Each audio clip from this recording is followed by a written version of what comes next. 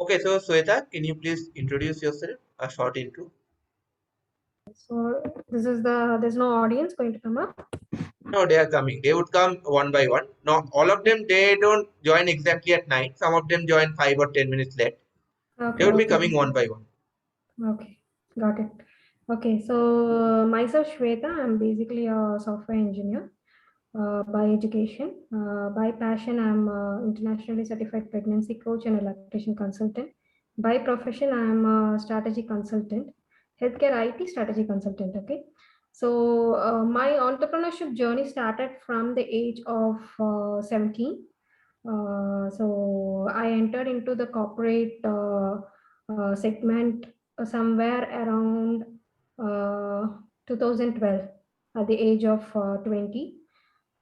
Then from there, I was into various businesses. So I was a vendor for central government, ESI hospital, Vanguard Cordate factory in Tamil Nadu. And then I had various other businesses going on.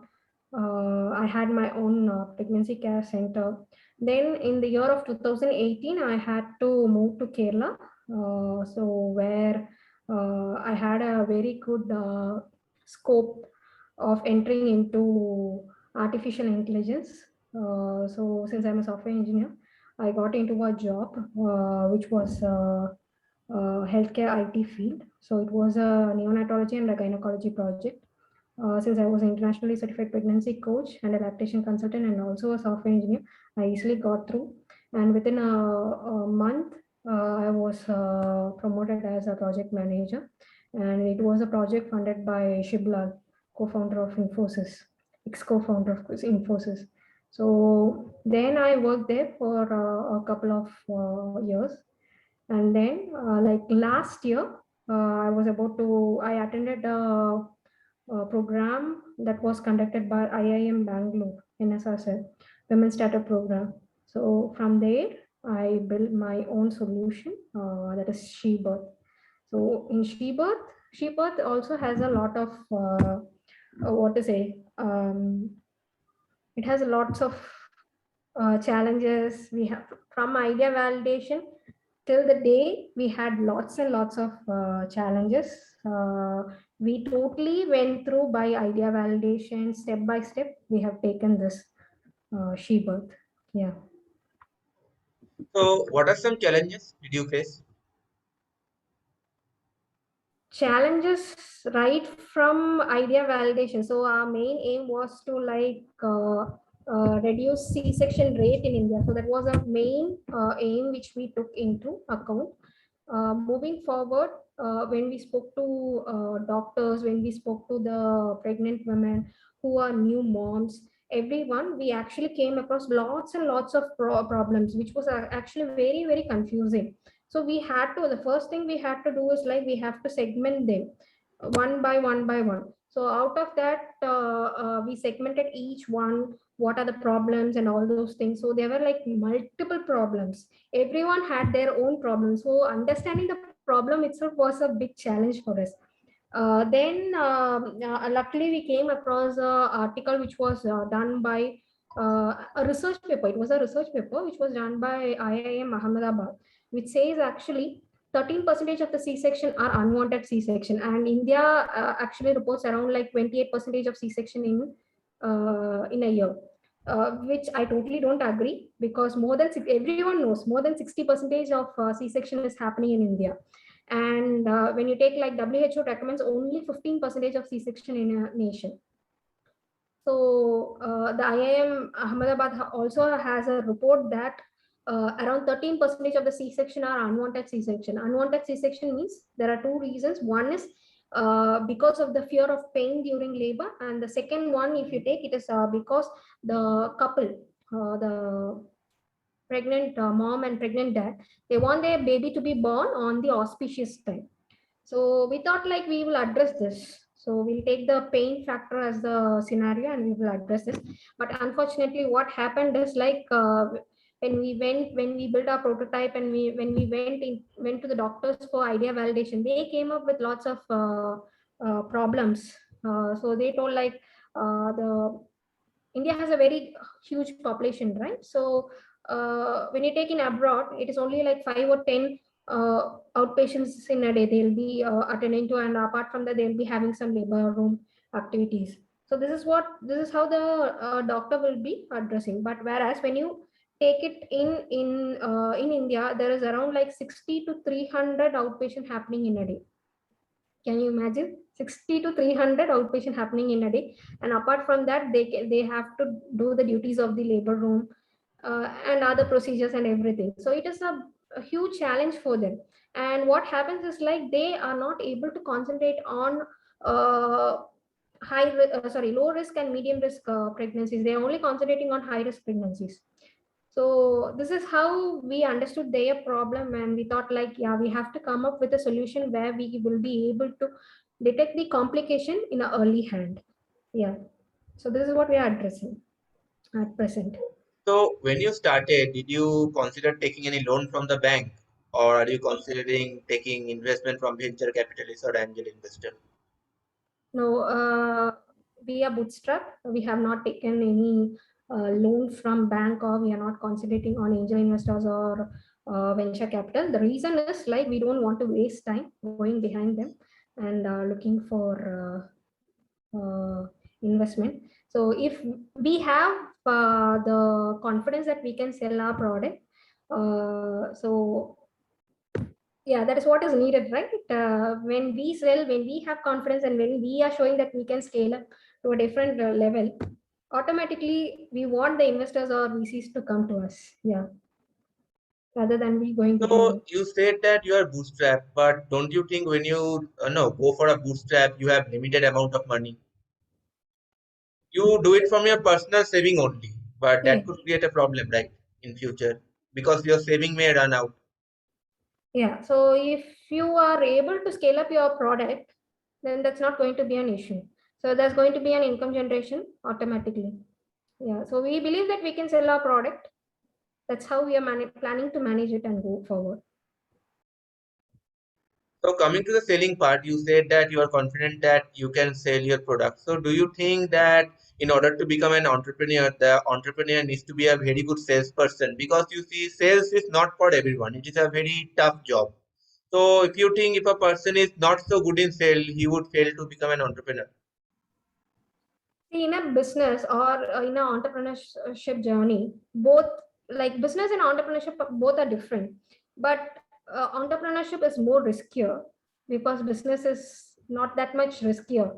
So if you take like that, there are like 7 areas which we have to focus on. So every area, right from operation, R&D, HR, everything, sales, marketing, everything has to be monitored regularly. So only if it is monitored and if it is taken with good care, if you're planning it and going through the plan, definitely it will become a success. If you are missing out somewhere or the other, definitely you're going to mess up everything. So that's what I think is the best way. Okay, audience, you have any question? Anyone? You can ask directly or write in the chat box. Anyone has any questions? So I would continue. So as you said that business and entrepreneurship both are different and entrepreneurship is more riskier. So can you explain in brief what is the difference between business and entrepreneurship? Because both sound similar, right? Entrepreneurship is also business, business is also business. So what's the difference? Okay. So, entrepreneurship is something that has something unique idea, something where a technology involves. You are the responsible person. In entrepreneurship, you are the entire responsible person. So, even if the product sells or not, it is you have to take the responsibility. In business, it's not like that. You will be selling out some other person's product, or maybe someone else idea or something else. Okay, it's not a unique one, and obviously very little amount of technology is involved in that. and mostly it will be like a family business. You're taking over the family business or something like that, or even this family business will be this business will be carry forwarded to your generation. Or it could be like you're not planning to scale up the product, going for venture capital or something like that. You will. And another main important thing is like in a business, the next day itself, the day you invest the amount, the next day itself you can start generating the revenue. Whereas in entrepreneurship it's not like that. It may take a year or maybe more than that. And a lot of struggle, lot of challenges will have to be faced in entrepreneurship than a business. Okay, I guess Navya Nair has some question. That is, what is the current status of the startup? So we are in the minimum viable product. We have finished our minimum viable product. We are in the testing phase. We are about to launch this month end.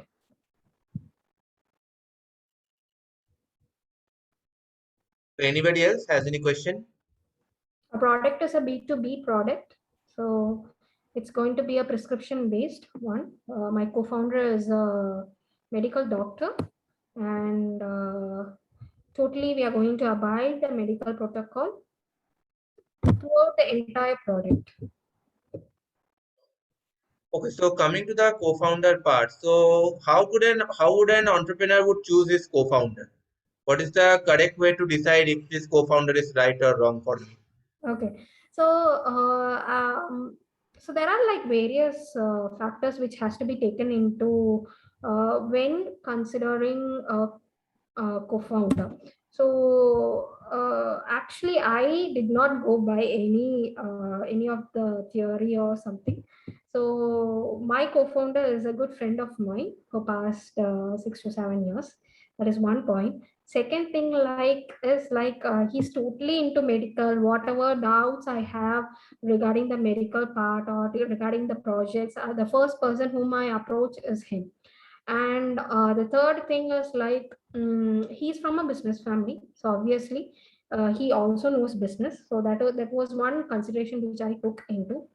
And fourth thing is like I actually before onboarding him as a co-founder, I actually split his roles and responsibilities directly. I told him, see, your part is going to be marketing, and you are going to take care of the marketing and sales. I'll be taking care of these operation and R&D, and my mom is also one of the director, where she'll be taking care of the finance part and HR. So we actually split our roles and responsibilities before onboarding him as a co-founder. Yeah, this is what I did. So, do you believe that we should do business with our friends? Because you see, when you do business with your friend, especially best friend, then when you start, then his thought process and your thought process may differ, and there could be a possibility of clash, and the friendship would break down. So, do you believe that we should do business with our friend? It depends. It depends on the individual. So business should be business always. Friends should be friends Yeah. always. So it cannot mix, right? So if he or I am doing wrong, both of us has the responsibility to point out. See, this is a mistake. You have to correct it. So if nothing is working out, you can tell them openly. See, this is not working out between us. At least, see, this is my career, this is your career, so you have you're concentrating on that, means you concentrate on that.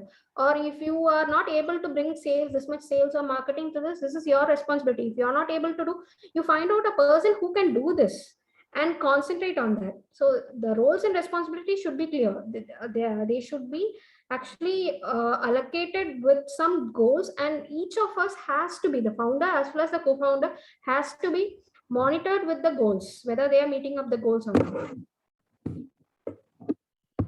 Yeah, so why I was asking this, because you see, when you do business with your friend, there's an emotion involved that ये मेरा यार दोस्त है, इसको मैं लूंगा. लेकिन business में ज़्यादा emotion नहीं चलता, क्योंकि if that your friend is not capable enough, then he won't be any use to you. Yeah. So we also had lots of what to say. I actually I'm we are incubated in Kerala Startup Mission. We are a Kerala government supported startup. So we had, as I told you, like my idea evaluation was from IIMB, NSSL. So we also had two mentoring from NSSL. So I asked both Kerala Startup Mission officials as well as the NSSL mentors also, before deciding him to put him in the position of co-founder. So I got positive as well as negative, both the things I got. So the only thing which I concentrated is like the first thing is like he's a medical professional. He's actually a acting HOD of a medical college. So that was one criteria which I took into consideration, because definitely when he's in a medical college, definitely there will be lots of connects, right? Since my product is also a medical, so there will be lots of connects. That was the first criteria which I personally took into. Second thing is like he is also a deputy medical director, where he is also into marketing for his medical college. So that was another criteria which I took into consideration. Okay, audience, any question? Anyone, any question? You can directly ask or write in the chat box. Yeah, I am Hari Kutti from Mumbai. So my question is, I want to know what is the product exactly? What is the startup doing? Like, what is the minimum viable product that you are having as of now? Okay. Hi, Hari. So we are a health tech company named Sheba. So we are actually focusing on reducing C-section rate in India. So we are actually there are lots of factors which as a result gives an output of C-section, right? So we wanted to reduce these C-section addressing these factors. So one of the factors which we identify was the complication that is arising during the pregnancy. uh, so the doctors are actually finding it very difficult to identify these complications, because our Indian population is very huge, right? So since our Indian population is very huge, they are only concentrating on high risk pregnancy. The low risk and the medium risk pregnancy are almost neglected. What happens is at the end of the third trimester, this low risk and medium risk pregnancies becomes very risky for normal delivery. So this is what we are addressing. So in a traditional method, if they are identifying the gestational diabetes or PIH, pregnancy induced hypertension, somewhere around like 28 weeks only. But we are identifying these complications somewhere between 12 to 21 weeks itself. So this is what we are doing. These So, are minimum viable product. so that is an how do you identify these symptoms? Yeah, so we have some early prediction algorithm, AI based early prediction algorithm, which we are using it. Okay, what does it counts? Like, what factors it counts? That algorithm. So we have for each complication, it is different factors. We are addressing around like 16 complications. So if you want to know in detail, you can get in touch with me. My website is www.sheba.com. Okay, okay, fine. Thank you. Yeah, thank you. Okay, I guess Akhilesh has a question, that is, what's the idea behind the product? What's the idea behind the product? Yeah. Yeah, so these complications are actually like, it accounts around like 40 percentage, which is resulting in C-section. So we are trying to reduce this 40 percentage of C-section that is happening in India. We are trying to make it easier for the doctor as well as the pregnant mom, so that they are not affected with these complications. Even if at all, like if some complication arises, the doctor can capture these complications at the early hand and treat them accordingly, so that it increases the chance of normal birth. Quick question. Like, what is a business revenue model? Like, you're providing subscription model kind of thing for pregnant women, or like what is the revenue strategy here? So as of now, we have two revenue models. One is like, it's a subscription model, one thing. So we are providing, in addition to this, also a learning module. Learning module as well as this complication tracker is coming in on the way. Like one is the complication tracker alone as a subscription model, and the other one is like a learning model as well as the subscription model. So yeah, we're having two modules. And this is like whole software technology, like there is no hardware involved in this, right? Like No, hardware is we have a IoT based device. oh, okay. Thank you. Yeah, thank you. Okay, so Navya Nair has a question that is genealogy involved? Genealogy. Genealogy. Yeah. No. Okay. Anybody else has any question? Okay, so coming to your business, so how do you motivate your employees to work, or how do you manage them? I don't follow 9 to 5 job. So everyone works on their own time. So all I do is like I just give them a time frame. So as you know, like I'm also a software engineer, so I just divide all the modules. I have the entire architecture, so I just divide the modules and I just assign them the job. And everyone, they are all what to say, they're all the bosses, right? They are if the front end developers, they have to work with the back end developers, and the UI design part has to check these things and give the part to the testing. So the testing part will again has to work with the front end developers and the back end developers. So it is like a what is a group work. So everyone has a monitoring, everyone has to monitor others, and they will be getting monitored by others also. And I'm not going to involve in any of these things, because since I have assigned the roles and responsibilities, I'll be the final person to review everything. So you don't follow the 95 schedule, or No, give. no. So how many hours per day do they work? We don't work on hours or nothing like that. We just give the task. Say example, if it is like a learning module, if there is a part in the learning module, I just schedule them. See, within this Saturday, I want you to complete it. We have a worksheet. So I just upload it there. We have the all the employee list over there. We just put the what is the work has to be done and the date. So this is how they work, and within that date it will go to the backend team. If the front end team has to complete one module, it will go to the backend team. The next will be there will be a time frame for the backend team to complete that module, and then within that, say example, if it is like tomorrow is the time for the backend team, from tomorrow it will be going to the testing team. So it will be going on a circle. So don't you think that if you don't give them a fixed schedule, that if you don't give them a proper timing, so don't you think they would get indisciplined? Because you are just saying that you can do whatever you want, just end the working time. But don't you think if you don't give them a fixed schedule to work, they could get indisciplined and also. I have not faced any issues till now, except one person who did not have much of knowledge in the front end part. So there was a problem over there. But apart from that, I did not face any other problem. And the IoT based devices are all done by the research fellows. So I didn't have any issues with that as of now, except one person who did not have much of knowledge.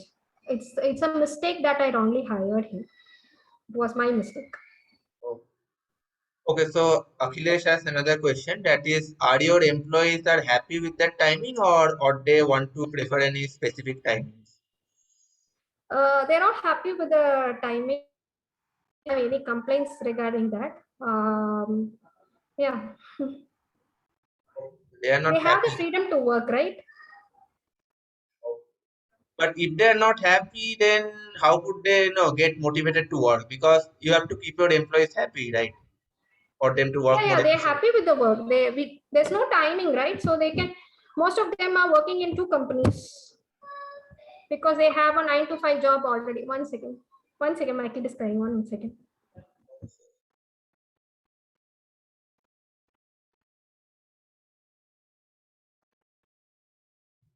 Sorry.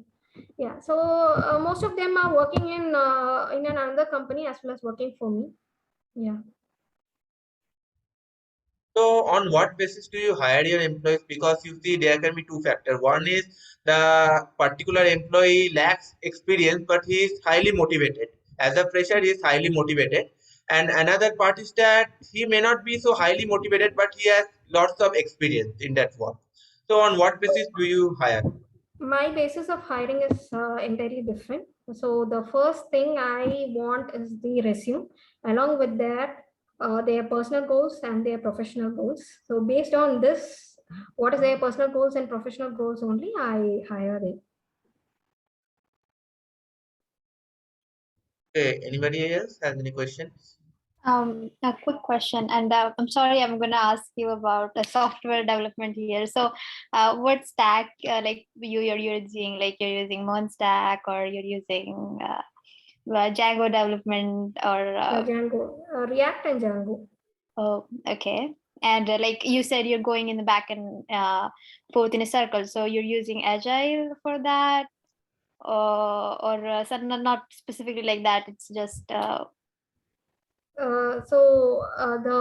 testing is going to be definitely like the project management is going to be definitely agile. okay. Yeah. Okay. And like you're at MVP stage, and like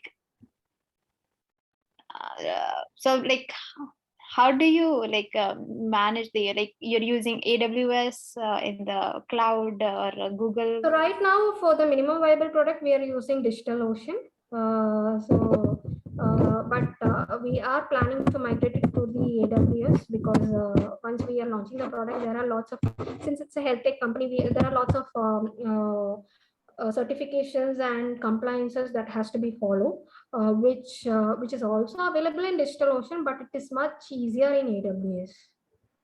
Okay. Yeah. So we need to implement all those HIPAA complaints and all those things.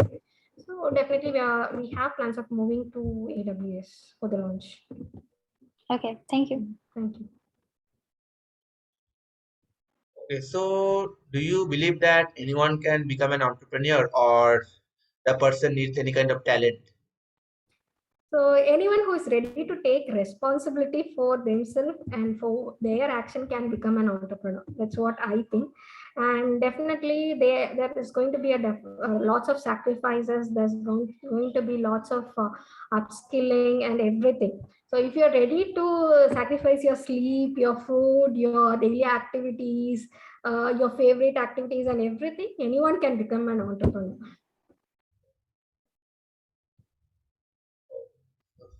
Anybody else has any questions? I think you just said that your child is like around there, and he's saying something. So, is there any personal reason, like you have gone through a pregnancy and then some kind of motivation strike, and how it is to handle business also and being a mom? I want to really know that. Yeah, so actually, my own pregnancy only made me move to this domain actually. When I was pregnant, so we did not, I'm in South India, okay? I'm in South India. So we did not have much of facilities for pregnancy. So I always, the women always, when it is like a pregnancy, like she wants to be pampered, she wants to be like, have a fancy kind of labor, and husband should be near you and all those things, right? So I did not have the chance for that. All I did was like I used to talk to my baby every day, even for small things I used to talk to her. And you won't believe me, like the day she was born, the next, like she was actually crying. Like when the baby are born, they used to cry. So when she was crying, the two doctors, they were talking among themselves. She stopped the cry and she was looking at the doctor. So even now, if I take her to the same pediatrician, he'll tell me, your child is a baby who stopped crying when we started talking immediately after the birth. So that actually was, he told me like that is a very positive thing. Your baby's brain has so much of you have done so much of stimulation. That's why the baby immediately stopped and she's looking into the doctors, because it takes around like 3 months for the babies to like look into someone eyes or someone's face. So yeah, that was one factor. And even my labor, I used some technique during the labor to reduce the labor pain. So yeah, that part is also included in she birth. Wow, like personal stories always make great products. So yes, definitely. Yeah. So it is like pain point of myself converted into Yeah, startup. definitely. It's a user entrepreneurship. Okay, so Sweta, so tell me, why do you think that 90% of startups fail? Because as per statistic, more than 90% of startups fail within the first 3 to 5 years. So why does it happen? One thing is like without doing a research, they just jump into entrepreneurship. Second thing is they don't have a better roadmap. And the third thing is like, personally I feel like Indian scenario is entirely different from other countries. So there are lots of tactics and strategy that has to be played when it comes to selling a service or selling a product in India is always volume business, but people take it as like a premium. India is a premium customers and price it premium. So that is where I feel like many entrepreneurs fail. Can you repeat the last part again regarding the tactics? Okay, I didn't so understand. yeah, so what entrepreneurs do is like they take the costing of the project, or I mean costing of a product or a costing of a service as that of the other countries. Say example, if it is $100 in other countries, they put the same pricing in India also. Whereas Indian scenario, people are not affordable for that, because population is very huge in India. We should always concentrate on volume business rather than uh, premium pricing. And premium service has to be given for the uh, volume business also. That is also very important. So why do you think they copy from the other prices? Because they think like the other country is selling at $100 price. Why should we do it at a lower price? So many startups, since I'm in the Kerala startup ecosystem, many startups are doing this thing. So they price in a premium category. Especially they keep the target audience as India. If it is other country, then that's not going to be a problem.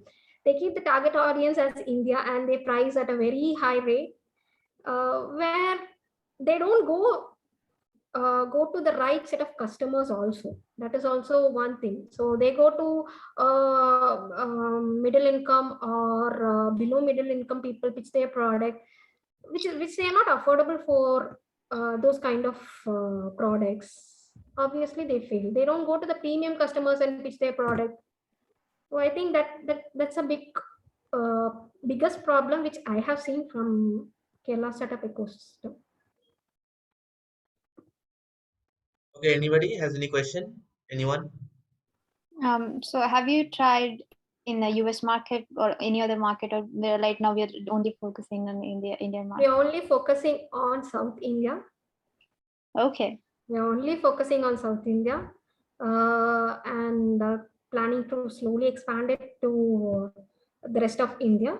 But obviously, we are not planning to go outside India for another 2 years. We are going to concentrate only on India, because our system is built for India, and all the health tech compliances are going to be implemented as per India. Because if you take other countries, there are lots of compliances which differ. So for EU, it's different. For UAE, it's different. For US, it's different. So we don't want to go to all the countries and mix up. So we want to stand up first, start working, run, then we can move to anywhere in the world.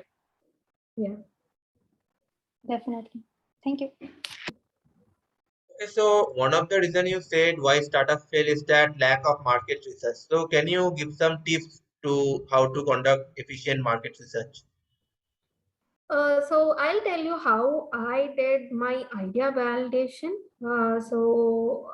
We contacted around like uh, 300, 300 plus women.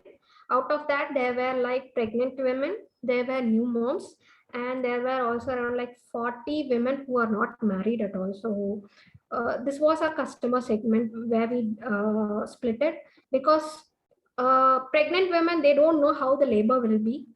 Okay, so they don't know how the labor pain will be, what are the challenges they'll be facing in labor. But whereas a new mom knows what are the challenges, whether they're ready for the I mean, they'll be opting us for the next pregnancy, we'll be getting an idea from them. And we also went to unmarried women, because they are the future customers of us. So this is how we segmented the customers. And we asked them around like 30 questions, 30 plus questions we had asked them. If they are new moms, then we will be asking what are the reasons. Did you have a normal delivery, did you have a c-section, what are the reasons do you think you had a c-section. So what was the problem you faced from a doctor. So all these questions, we had open-end questions. We let them talk for around like 45 minutes, and many were excited to share about their pregnancy and labor stories to us. But we got lots of loop points. As I said to you earlier, segmenting them why c-section is happening was the biggest task for us. So this is how we went. And we also told, after a few days, we went back to them and we told like, see, this is what we are doing. If you're planning for a second kid, what is the pricing you'll be ready to pay? How affordable should our product should be?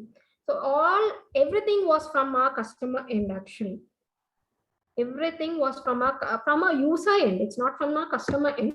Even doctors, to the doctors also, we spoke to them. See, what kind of consultation fee are you charging from the customer, from the patients, and what is the pricing do you think the patient is affordable? Everything we asked, even the referral fee. So if you are making a referral to me, what is the percentage the other companies are making you? Say example, there are lots of stem cell companies. So what is the percentage of stem cell percentage of amount the stem cell company is paying you? So how much are you thinking we will be able to pay you? All the things were from the user end.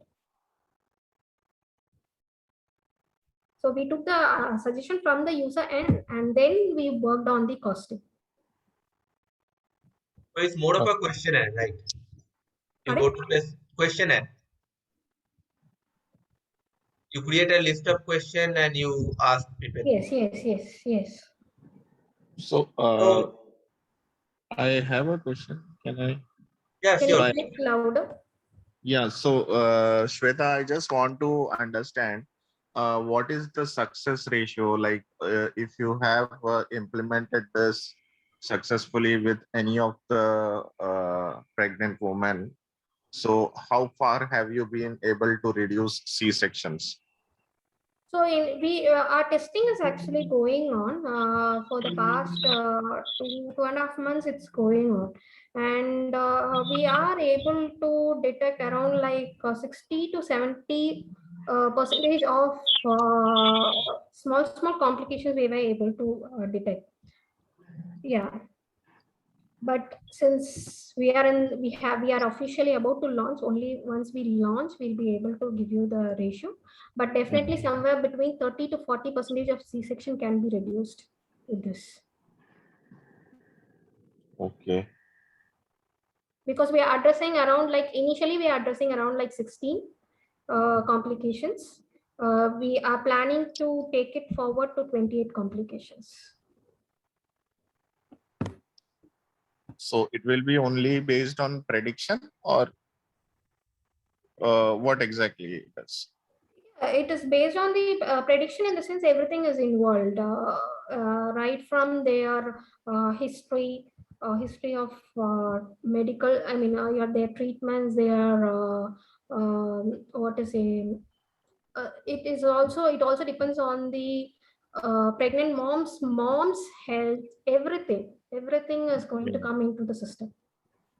Is it? Okay. Because as such, every body is different. Like every woman body is different at the time of pregnancy. So basically It cannot what be. we are doing is like, see, every complication has an early symptoms. Okay, every prediction, every complication has a early symptoms. So we are actually identifying these. If they're having that symptoms, if they're having say example, a sudden rise of BP in the 3rd month, definitely it's going to be a PIH, pregnancy induced hypertension. Till 6th month or 7th month, the hypertension is going to be low. But whereas in the 7th month, it's going to shoot up, where the doctor will not be noticing, because he or she will be thinking the patient is low risk. He or she doesn't have any other symptoms. But whereas in the 8th month or 9th month, when she's going for checkup regularly, weekly once or 2 weeks once, when she's going for checkup regularly, that's where the doctor actually notices there is a hypertension. So we are actually trying to identify this at the 3rd month and going to inform the doctor, see, this is definitely a case of PIH or something gestational diabetes. So hypertension can be also a cause of gestational diabetes at the 3rd month. So this is what we are going to do.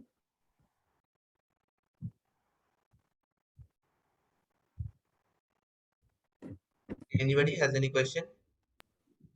Like you said, you created a list of questions, 30 questions or something like that. Sometimes what happens is entrepreneurs, like the entrepreneurs, are so committed to ideas that we ask the question in the terms that we want answers. So how do you not try to fall in that trap? Like we like, what are the right questions to ask and how to ask those right questions? So we should always have a set of questioners, but the questions which you ask them should be open in questions. Say example, you should ask them like, how did your pregnancy go on? So what are the difficulties did you face? So if you say example, I faced this difficulty, I had a lot of tough time like this. So we have to actually tell our experience and make them comfortable in telling those answers for that questions. So when they are about to tell you something, you have to listen to them, and if you need a little more answer, you can just ask them like, actually a lot of pregnant women were complaining about this, so have you went through something like that? So your question must always be open end. Meanwhile, you can keep writing the answers on the other end. So my idea validation was entirely in the COVID period. So everything was in phone conversation and everything was a recorded one. Oh. So I had a chance to again go back to the recording, Yeah, listen to them. And yeah, there were lots of loopholes. I got it from the recording also. yeah. So recording, like, yeah, recording will definitely help, because in that moment we're not might at 100% when we're listening. And sometimes even they will be coming up with problems. They'll be telling, see, this is the biggest problem in pregnancy. If you are solving this, then it would be very useful for. Yeah, it's an acceptable one. So you have to record that also. Yeah. So this is how we actually did our idea validation. We had a lots of lots of we did not have much of support. I would say we did not have much of support from the doctors when we are telling, especially like first we went with a technology product for labor pain. So we told like we are coming up with a labor pain product for labor pain. So they were like, what are you coming up for you're coming up with a technology product for labor pain? Do you think labor pain is so easy? So this was the questions they were telling us. They were thinking like, I have not experienced a labor pain. So they were telling like, do you know what is a labor pain like? I'm experiencing I'm treating around like 100 pregnant women. I'm delivering 100 babies in a month. Don't you know all those things? So So we felt lots of frustration at that point. So what happened is like we changed the way of approaching them. So what we did is we all the research which we did. So I had a very good customer base of around like 600 pregnant mom whom I have trained earlier for a period of 2 years. From 2016 I had. Okay. So what I did is I took all these research details and everything. I went to them directly. I showed them all these research details.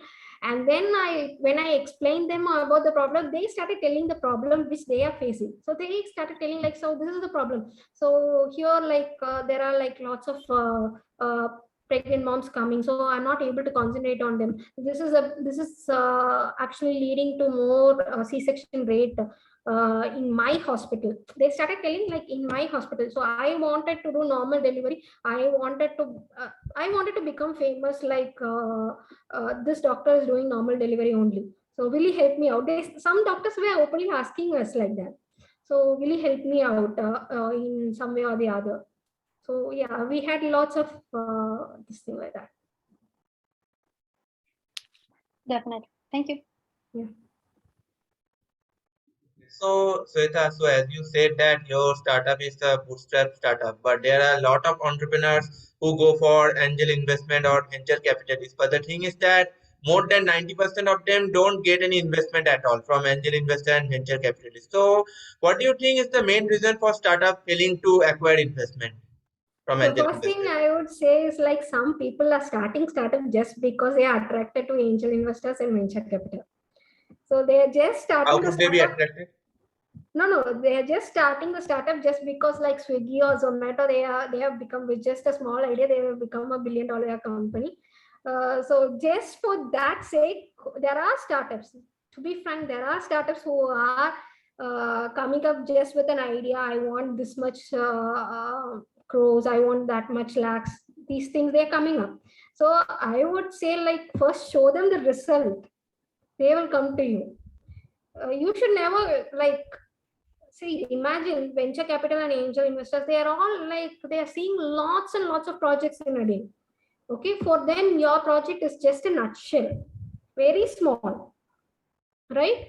So if you believe your project is a very good one, and if you are capable of taking it to a different level, then definitely they will come to you. You don't have to waste time on going behind them. You have all you have to do is you have to concentrate on your project and think about how you can scale up the product with the own money or with the revenue generation. The best thing is with the revenue generation. Even if you're bootstrap, how many like maybe hardly like to a year you can work with bootstrapping. After that, definitely you need to generate some revenue. So go with the flow. So put customers' money inside the system and generate more revenue. So always, I believe this is the concept. So how do you think entrepreneurs can make their startup unique so that angel investor would come to them?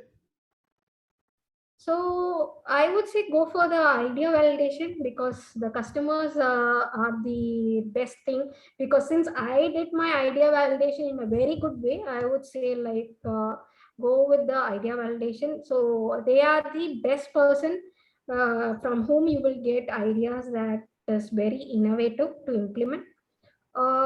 Then the second thing is like you can follow something called TRIS. Something called? TRIS, TRIZ. You can just Google and see. So there's something called TRIS. So TRIS is a tool where you can find solution for anything and everything inside that. So it has around like 40 modules. So the answers are available within that itself. So that is one of the effective thing. And the third thing is like go for competitor analysis. Definitely you have to go for competitor analysis because your competitors are the biggest key role in boosting you up as well as pulling you down. Okay, so competitors are the biggest thing. So these three things you can just look into it, and then you can definitely the innovation will come up. Can you spell that name of what you said, Chris? TRIZ, TRIZ, TRIZ. CRIZ. IZ. Yeah. CRIZ, right? T for. Oh, Is it a theory of inventive problem solving? Yes. Okay. A quick question. You said you need to differentiate yourself from the competitors. How SheBirth is trying to do that, and who are the market competitors that you have right now? I'm just curious about Okay. that. So there are lots of health tech companies who are concentrating on pregnancy. So all they are doing is like they are trying to educate the pregnant women, or they are trying to. So recently the Garbha Sanskar is coming up. So the pattern of what we call that as manifestation, affirmation, and all those things, they're trying to bring it inside these pregnancy. They're telling like if you are being positive, then these complications will not come. C-section will you'll have a normal birth and all those things. So I would say like see, okay, to a certain extent it's okay, but when you have a very small pelvis by birth, and if you are aiming for a normal birth, is that possible? The baby will not even drop down your pelvis. Then how come you'll have a normal birth? Yeah. So there are lots of factors that is contributing to C-section. It's not only the manifestation, affirmation, and all those things. Yes, manifestation and affirmation, to a certain extent, it will work out, but not entirely, right? Yeah. And even the pregnancy classes are also same. So pregnancy classes, you get the education of what it is, but it does not guarantee you that you will have a normal birth, right? So this is how we are differing. We are actually serving the pregnant women as well as the doctors. We are helping them to identify their own patients' complication and treat them effectively. At the same time, we also have pregnancy classes. Obviously, there is our second model where we are making them cooperative for the normal delivery. So the people who are taking pregnancy classes are actually they're not involved, they're not medical advisors. Even I'm not a medical advisor, but we do have a team of 7 obstetricians where we are going to educate them on medical aspects also. So this is how we are trying to differentiate ourselves in Indian scenario. Yeah.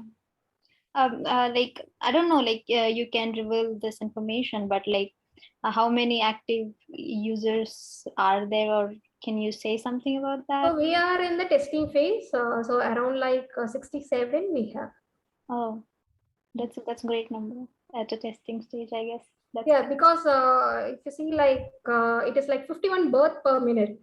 So we are not even like, when you take like that, we are not even 1 minute. We don't even have 1 minute of customers with us. We are behind that. Indian scenario is like 51 birth per minute, and around like 70,000 births are happening in a day. Wow. Yeah. And one software related question. You said you review the work of team members at the end of the day. How does that reviewing process go? Like you go through and check the efficiency of code or something like that, or how does? Oh, yeah. So what I do is like I have a daily task completion sheet and daily task assignment sheet. So daily task assignment sheet is mostly like it will be like 3 or 5 days or mostly for a week.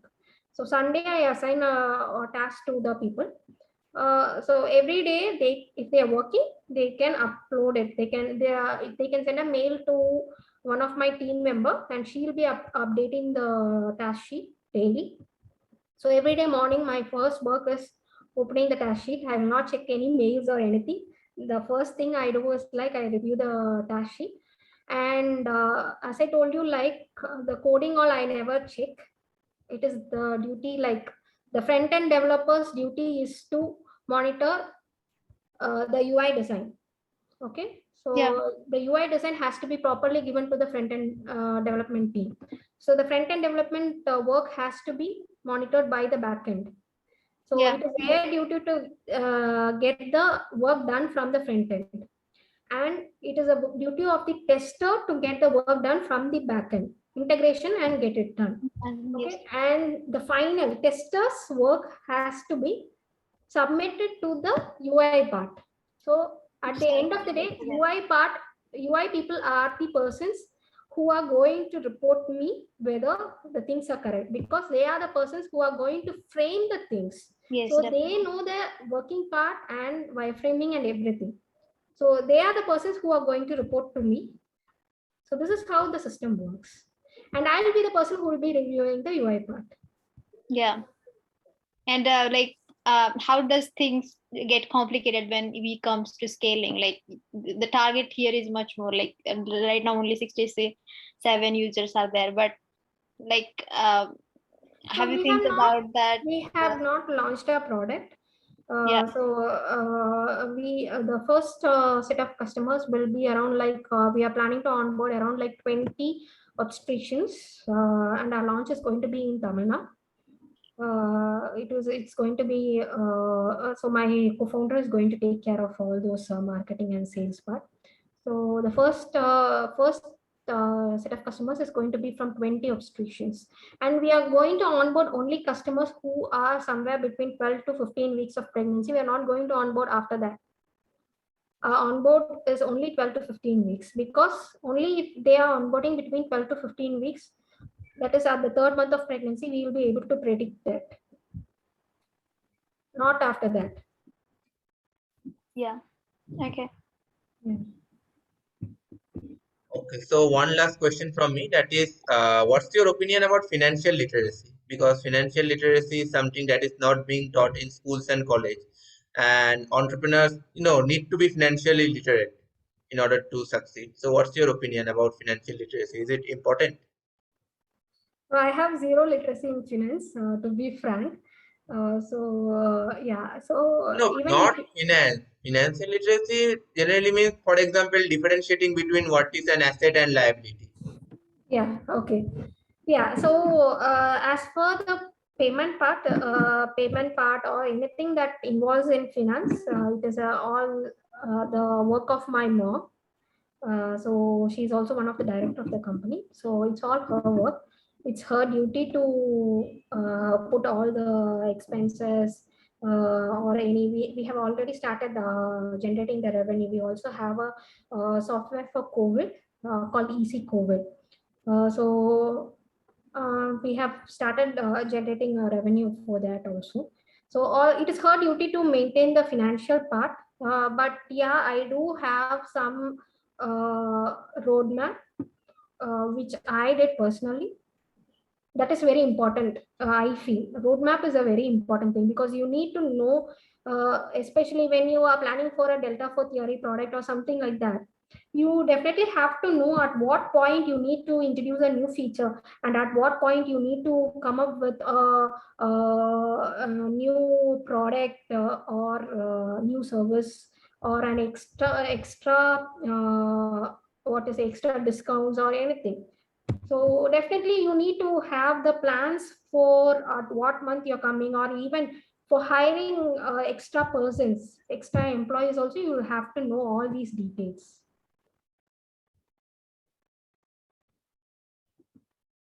That is good. Okay, so anyone has any last question? Because we are already out of time now. What Just a is question. the, Yeah. I just want to know what is the website of your product?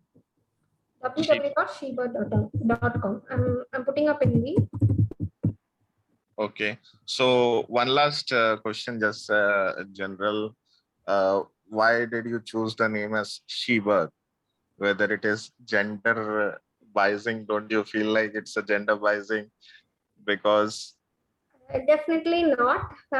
So first, the name which I selected was my own name, SW. My name is Swetha, so I chose it as like SWEZ.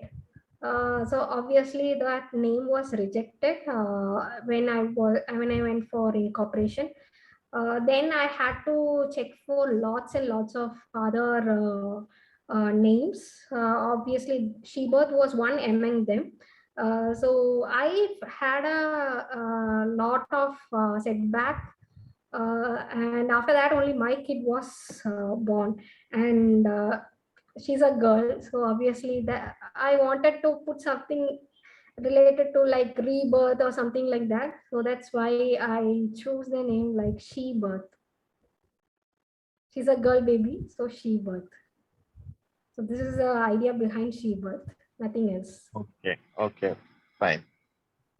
Just last question. And it's personal question, I guess. But how is it like working with your mother? Like even if in your home, your mother always, pamper you. Your mother always scolds you. How does that environment change in official working So settings?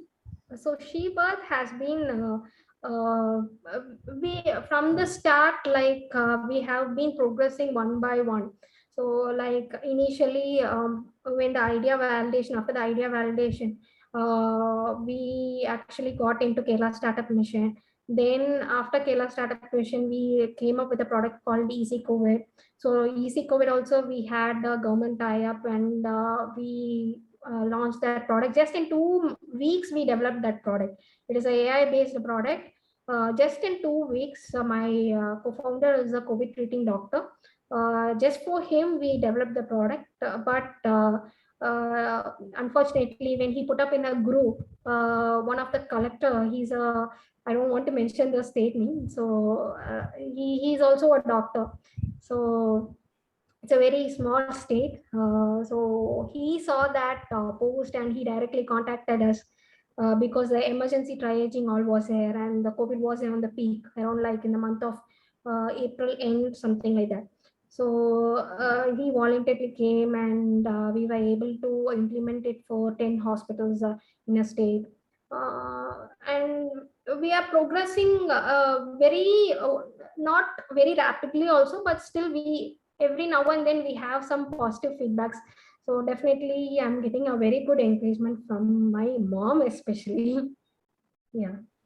And I'm not able to concentrate on my kids studies or anything, so she's the one who takes care of my kids. She's just 5 years, my kid is just 5 years. And like the online classes are going on, so she's the one who sits with my kid and takes care of everything. She gives me the freedom to work. Yeah, I think that's the best work, I guess. Yeah. Best support system. Yes, that's true.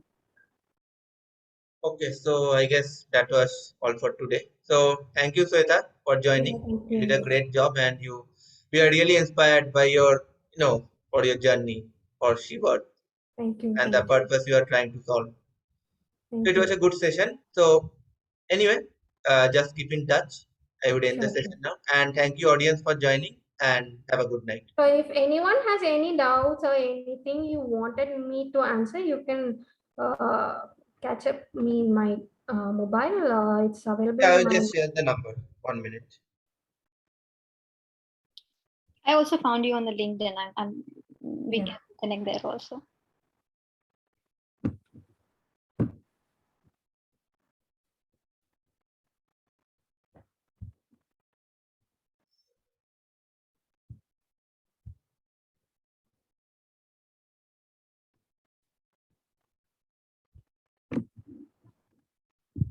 Yeah, I've shared the number.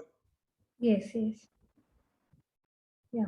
So you can contact me. I will be able to. If you need any help, also just to reach out to me. I'll be happy to help you all. And if anything regarding my startup, also we can connect personally and we can see. Yeah. Thank Thank you. you. Yes. Thank you, Good Swetha. night. Yeah. Good night, everyone.